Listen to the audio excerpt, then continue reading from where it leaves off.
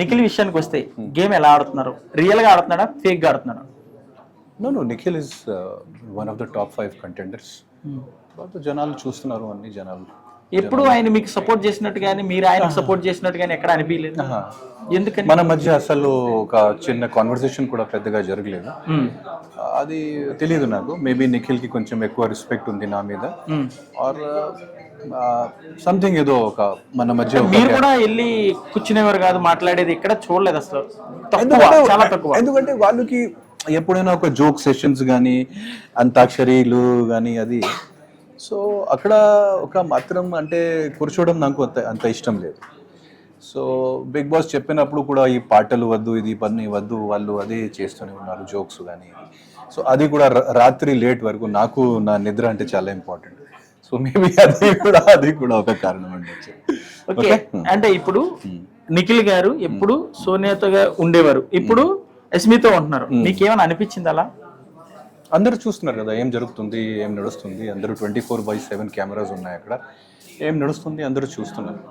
Top 5 లో ఉంటారంట నిఖిల్ గారు?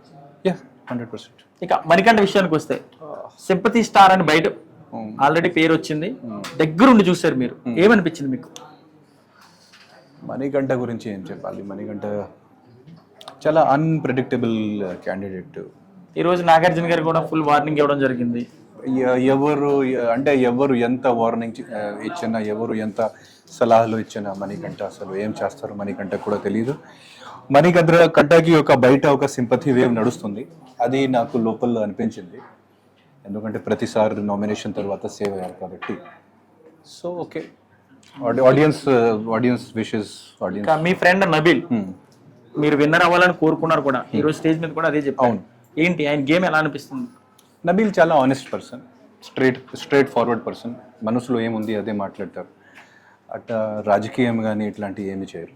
So straight forward gem of a person, multi talented person కూడా. ఇమిటేషన్ తెలుసు, మిమిక్రీ తెలుసు, పాటలు, డాన్స్ అన్నీ తెలుసు. తర్వాత స్పోర్ట్స్ కూడా మంచిగా ఆడతారు.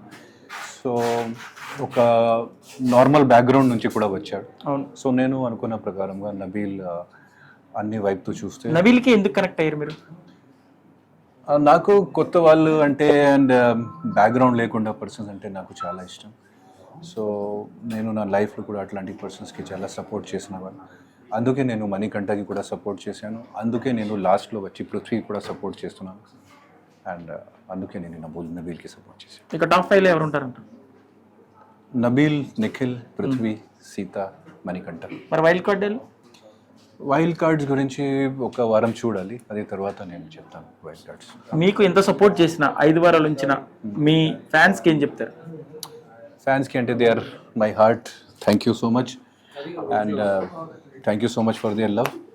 అండ్ నేను ఇది లవ్, ఇది ప్రేమ కోసం వచ్చాను. And I